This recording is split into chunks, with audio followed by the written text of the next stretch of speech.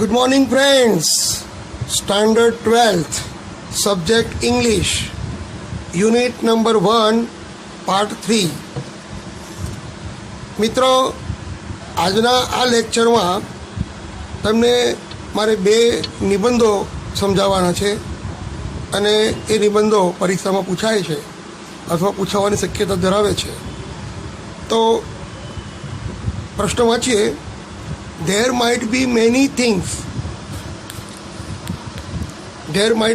things you do not like and about yourself. તમારી અંદર ઘણીવાર એવી કેટલીક બાબતો હોય કે જે તમને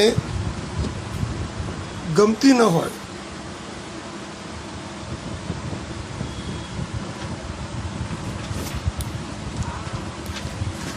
તો and many complaints about yourself. તમને તમારી પોતાની જ માટે ફરિયાદ હોય. But have you ever tried to know the positive aspect about yourself? શું તમે તમારી અંદર રહેલી હકારાત્મક બાબતો વિશે ક્યારે જાણવા પ્રયત્ન કર્યો છે? Write a paragraph about positive aspect of your personality. તમારા વ્યક્તિત્વની હકારાત્મક બાબતો વિશે ફકરો લખો. It is true that none is perfect. It is true, એ સાચી વાત છે કે કોઈ વ્યક્તિ સંપૂર્ણ નથી. We are all mixture of good and evil. આપણે સારું અને નરસાના મિશ્રણ સમાન છીએ. One can be the same as one thinks. One can be the same as one thinks. વ્યક્તિ પોતે વિચારે છે એવું કરી શકે છે. I always try to focus on what is good, whether it is little or more. I always try, હું હંમેશા પ્રયત્ન કરું છું ટુ ફોકસ, એ વસ્તુ ઉપર ધ્યાન રાખવા કે what is good, whether it is little or more. શું સારી વાત છે થોડીક કે નહિવત વસ્તુ કરતાં સારી વાત કઈ છે એની પર હું ધ્યાન કેન્દ્રિત કરું છું. Such a habit makes me positive in approach. અને આને કારણે મારા અભિગમમાં હકારાત્મક ટેવ વિકસી છે. I am always ready to help any family member, colleagues or stranger. હું હંમેશા અજાણ્યા વ્યક્તિ કે સહકર્મચારી કે કુટુંબના સભ્યોને સહાય કરવા માટે હંમેશા તૈયાર રહું છું. I am fond of activity, particularly helping or cooperative in any work. I am fond of activity, મને પ્રવૃત્તિ કરવાનો શોખ છે. પર્ટિક્યુલરલી એટલે વ્યક્તિગત રીતે જોઈએ, helping or cooperative in any work, કોઈ પણ કામમાં મને કોઓપરેટિવ કરવાનો મને ખૂબ જ આનંદ આવે છે. કોઈને પણ હેલ્પ કરવાનું. બાય ગોડ્સ ગ્રેસ, ભગવાનની કૃપાથી, I always do better in my study. હું અભ્યાસમાં સારી રીતે અભ્યાસ કરું છું. Because I never depend on any one due to my confidence. મારા આત્મવિશ્વાસને કારણે હું બીજા ઉપર આધાર રાખતો નથી. When there is any challenging task, કોઈ પણ પડકારરૂપ કાર્ય હોય, આઈ ટેક ધ ઇનિશિયેટિવ, હું એની શરૂઆત કરું છું. એન્ડ પ્લન્જ કોટેજિયસલી, અને હું વિવેકપૂર્વક તેમાં ભાગ લઉં છું. I am always interested in trekking. મને ટ્રેકિંગમાં રસ છે. May be on mountain, sea beach, jungle or river side. નદી કિનારે, જંગલમાં કે સમુદ્ર કિનારે મને ફરવાનો શોખ છે. It helps me observing anything minutely with interest. અને જેને કારણે કોઈ પણ વસ્તુ સૂક્ષ્મ રીતે મને ઝીણવટ રીતે મને ઓબ્ઝર્વ એટલે કે અવલોકન કરવાનું સહાય મળે છે. આઈ લવ સ્પોર્ટ્સ, મને પણ રમતો ગમે છે. Playing football, because of my honesty and obedience, હું પ્રમાણિકતા અને આજ્ઞાપાલન માટે મને ફૂટબોલ રમવું ગમે છે. I am loved not only by my coach, મને માત્ર મારા કોચ જ ચાહતા નથી, બટ ઓલ્સો માય રાઇવલ્સ, મારા વિરોધીઓ પણ મને ચાહે છે. Rivals, fortunately I have the quality like hard work, મારામાં સખત મહેનત કરવું, કોન્ફિડન્સ, આત્મવિશ્વાસ, ટાઈમ મેનેજમેન્ટ, સમય આયોજન, સ્પીડ એટલે ગતિ, એક્યુરેસી, ચોકસાઈ, etcetera. Is it too much? શું આ વધારે છે? Do you think I am exaggerating? I am afraid I should stop now. એવું લાગે છે કે હું વધારે પડતું બોલતો હોઉં, મારે અહીંયા રોકાવું જોઈએ. તો આ નિબંધનું નામ છે according to me how I am, અથવા to try to know the positive aspect about yourself. Okay મિત્રો, તો આ નિબંધ તમારે તૈયાર કરવો જોઈએ, તમારામાં રહેલી હકારાત્મક બાબતો. બીજો એક સ્પીચ છે. આ જ પાઠમાં આપણે પરીક્ષામાં સ્પીચના 5 માર્ક છે, અને એ સ્પીચ તૈયાર કરવાનું અત્યારથી ચાલુ કરી દઈએ. આપણે યુનિટ નંબર 1માં રાઇટિંગમાં W2 જુઓ. Hiren is going to deliver a speech in his school on subject love is more powerful than hatred and grudge. Hiren એ પ્રેમ, તિરસ્કાર અને પૂર્વગ્રહ, પ્રેમ, તિરસ્કાર અને પૂર્વગ્રહ કરતાં વધારે શક્તિશાળી છે. પ્રેમ, તિરસ્કાર અને પૂર્વગ્રહ કરતાં વધારે શક્તિશાળી છે. આ વિષય પર હિરેન ભાષણ આપવાનો છે. તો prepare a speech for him in about 150 words. 150 શબ્દોમાં તમે આ સ્પીચ તૈયાર કરો. Hello everybody, dignitaries on the stage, એટલે મંચસ્થ મહાનુભાવો, રિસ્પેક્ટેડ જજ, the teacher and all my friends, અને મારા પ્રિય વિદ્યાર્થી મિત્રો. Today I am going to say something or express my view on love is more powerful than hatred or grudge. પ્રેમ એ તિરસ્કાર અને પૂર્વગ્રહ કરતાં વધારે શક્તિશાળી છે, એ વિષય ઉપર હું મારો મંતવ્ય આપવાનું છું. Here is an example. અહીં એક ઉદાહરણ છે. A young boy of middle class family had to suffer a lot because of his father's bad habit of drinking wine. Here is an example. આપણે એક ઉદાહરણ લઈએ. એક યુવક કે young boy of middle class, મધ્યમ વર્ગીય કુટુંબનો એક યુવક હેડ ટુ સફર, ખૂબ સહન કરવું પડે છે, a lot because of his father's bad habit of drinking wine. દારૂ પીવાની એના પિતાની ખરાબ ટેવને કારણે તેને ખૂબ સહન કરવું પડે છે. His father used to beat them and behave very badly with the family members. તેમના ફેમિલી મેમ્બર્સ અને બધાને કોઈ પણ કારણ વગર એ મારે છે અને ખરાબ વર્તન કરે છે. So the son had strong hatred and grudge against his father. આથી પુત્રને પોતાના પિતાના વિરુદ્ધમાં તિરસ્કાર અને પૂર્વગ્રહ છે. The teacher noticed that son, his father used to beat son. અહીંયા આપણે આ જે ઉદાહરણ છે, his father used to beat them and behave very badly with family members. So the son had strong hatred and grudge against his father. એના પિતાના વિરુદ્ધમાં પૂર્વગ્રહ છે, તિરસ્કાર છે. The teacher noticed that certain students' performance was going to down. આપણે એક લીટી આગળ રહી ગઈ. The son killed his father as a result, and the family was dispersed, and the son became a gunda. પુત્રએ પિતાને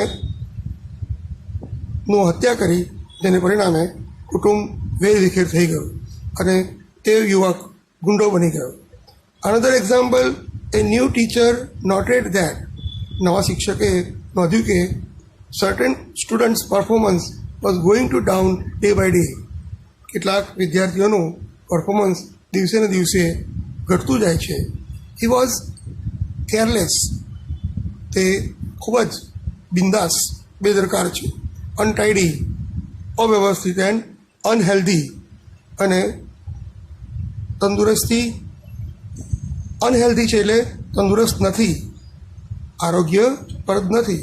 due to his mother's death, પોતાના માતાના મૃત્યુને કારણે તે અત્યંત કેરલેસ અને અનટાઈડી અને અનહેલ્ધી એનું આ દુર્ગુણ જોવા મળે છે. He recognized her. The student performed better than he did before and become a great doctor. પણ પછીથી તે જ વિદ્યાર્થી દેખાવ સારો કરે છે અને પછી ભણવામાં સારું ધ્યાન આપે છે અને ડૉક્ટર બને છે. Accidentally, the teacher was poor patient toward the end of her life. Accidentally, એટલે જુગારનું જો, the teacher was poor patient.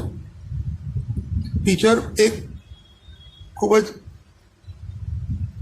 નિર્બળ દર્દી toward the end of his life, her life, એના જીવનમાં હતા. And was brought to him, he recognise her. શિક્ષિકાને એ યુવકે ઓળખી કાઢ્યા. ઇટ ટ્રીટેડ હર વેલ, સારી રીતે સારવાર આપી. Here an example is of hatred, a strong feeling of hatred, એટલે ધિક્કારની, તિરસ્કારની ખૂબ જ ઊંડી લાગણી. And dislike to his father. It has had result while the later second one is of love. પ્રથમ જે કિસ્સો છે એ it had result while the second one is love. પહેલો જે છે એ તિરસ્કારનો અને બીજો જે છે એ પ્રેમનો કિસ્સો છે. Here love means a strong feeling of affection. અહીંયા પ્રેમ એટલે લાગણીની અત્યંત લાગણી, તીવ્ર લાગણી. ઇટ હેઝ પોઝિટિવ એન્ડ, અને તેને હકારાત્મક અંત આવે છે. So it can be accepted that, આમ આપણે કહી શકીએ કે love has more powerful effect than hatred or grudge has. પ્રેમ એ તિરસ્કાર અને પૂર્વગ્રહ કરતાં વધારે અસરકારક સાબિત થાય છે. તો મિત્રો, આપણે યુનિટ નંબર 1ની અંદર જે મહત્ત્વના મુદ્દા હતા એની ચર્ચા કરી. હવે આજે આપણે યુનિટ નંબર 2ની અંદર જે વોકેબ્યુલરી છે, કોમ્પ્રિહેન્શન છે અને ગ્રામર છે એની ચર્ચા કરીશું. ફ્રેન્ડ્સ, આજે આપણે યુનિટ નંબર 2 એનો કોમ્પ્રિહેન્શન, ફંક્શન અને રાઇટિંગ જોઈશું. એટલે પહેલાં C1.3 જોઈએ. Write yes in the box if the sentence is true. Write no if it is false. And then rewrite the correct sentence without changing the underlined part. તો તમે વાક્ય સાચું હોય તો યસ લખો, ખોટું હોય તો નો લખો, અને then rewrite the correct sentence without changing the underlined part. રેખાંકિત કરેલો ભાગ બદલ્યા વગર જો ખોટું હોય તો એને સુધારો. તો આપણે પહેલો લઈએ. Walt used to sit gloomily through the saddest cartoon. Try to focus on some way to improve it. The sentence is, wrong, so we can say no. Used to ની જગ્યાએ Walt would sit gloomily through the funniest. સેડેસ્ટની જગ્યાએ શું આવશે?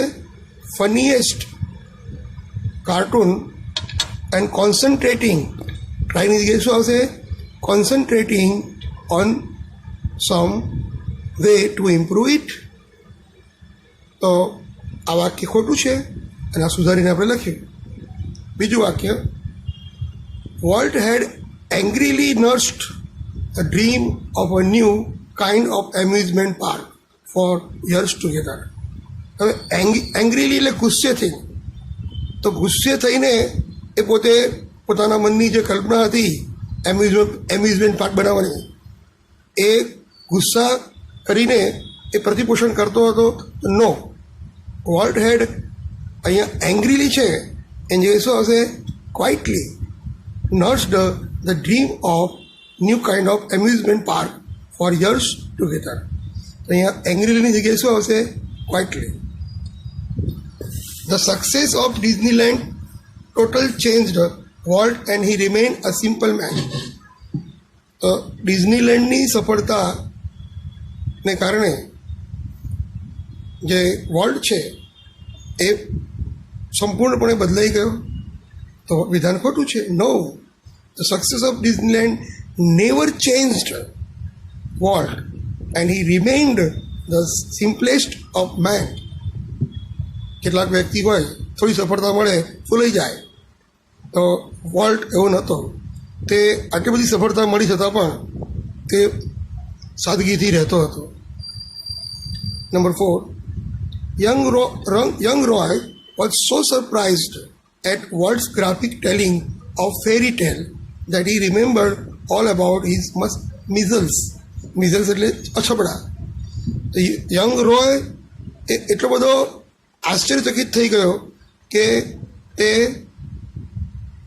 વોલ્ટની જે graphic વાર્તા કહેવાની જે વાર્તા હતી એ વાર્તા તે યાદ કરી અને પોતાના અછબડા ભૂલી ગયો. તો અહીંયા સેન્ટેન્સમાં ફેરી ટેલ છે, એ ફેરી ટેલ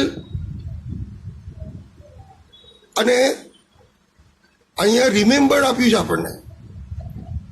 વોલ્ટે જે વાર્તા કહી અને એ વાર્તાથી અછબડા ભૂલી ગયો છે, અહીંયા તો યાદ રહે એવું આપ્યું છે આપણને.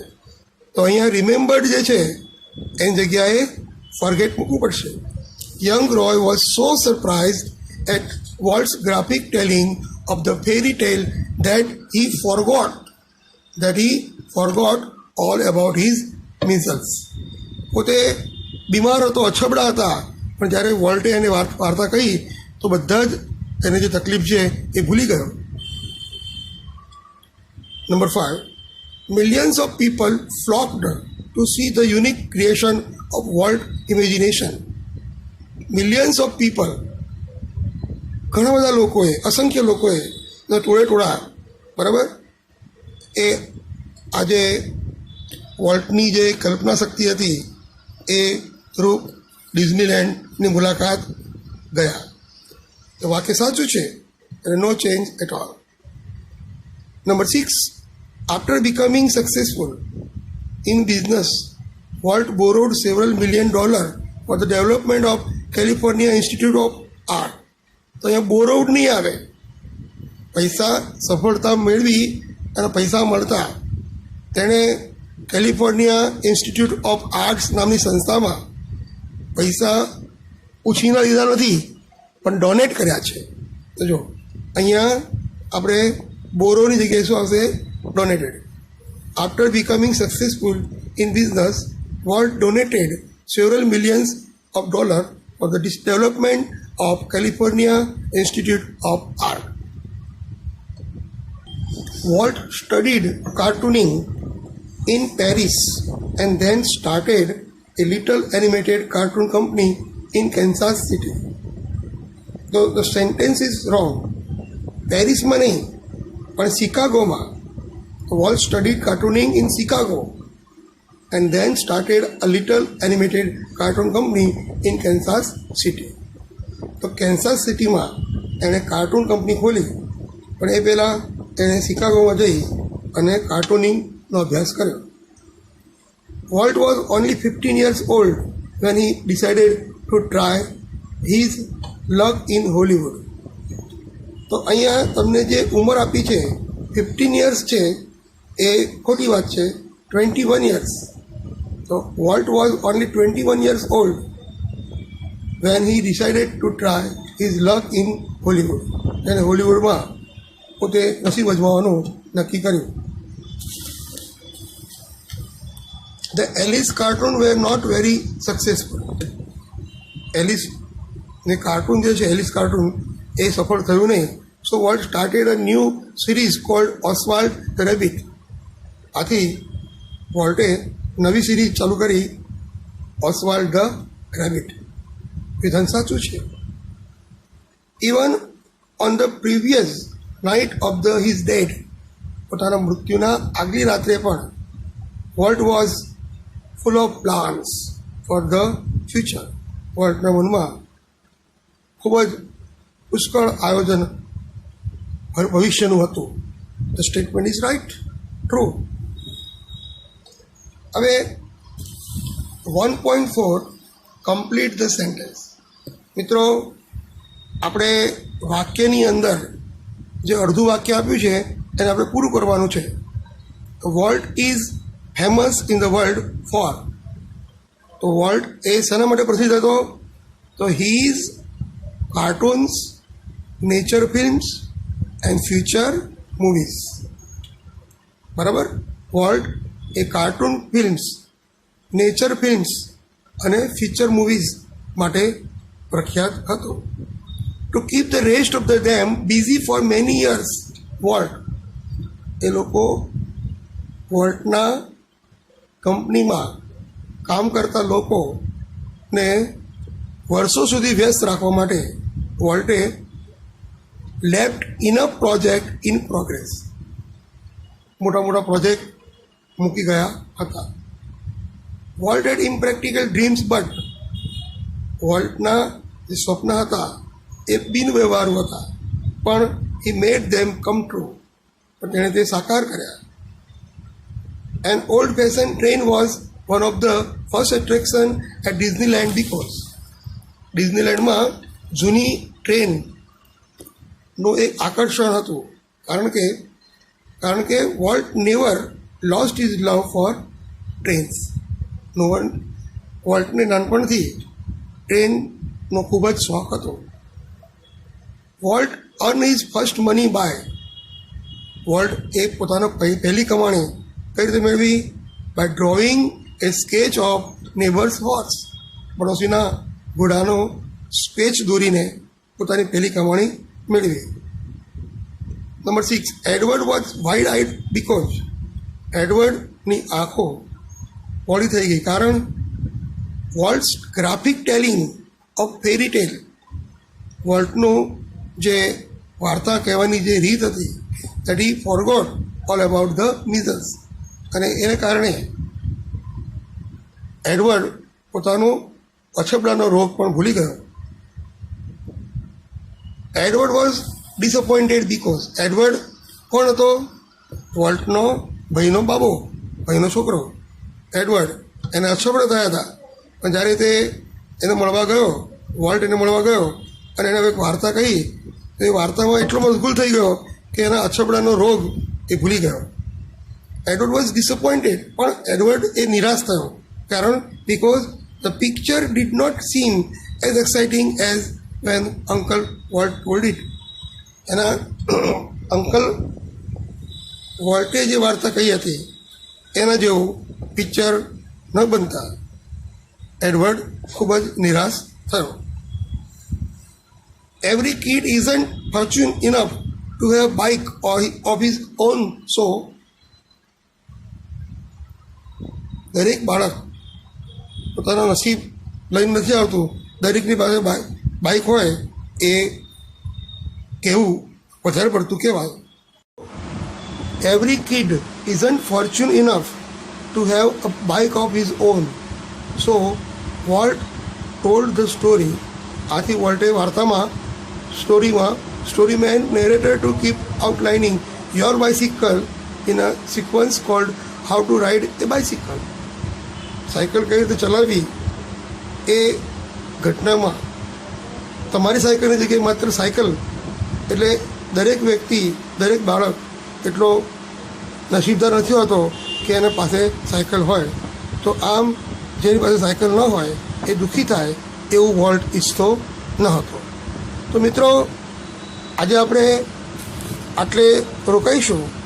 નેક્સ્ટ લેક્ચરમાં તમને યુનિટ નંબર 2ની અંદર જે મહત્ત્વના પોઈન્ટ્સ છે એની ચર્ચા કરીશું. C you again on the next lecture. Bye bye.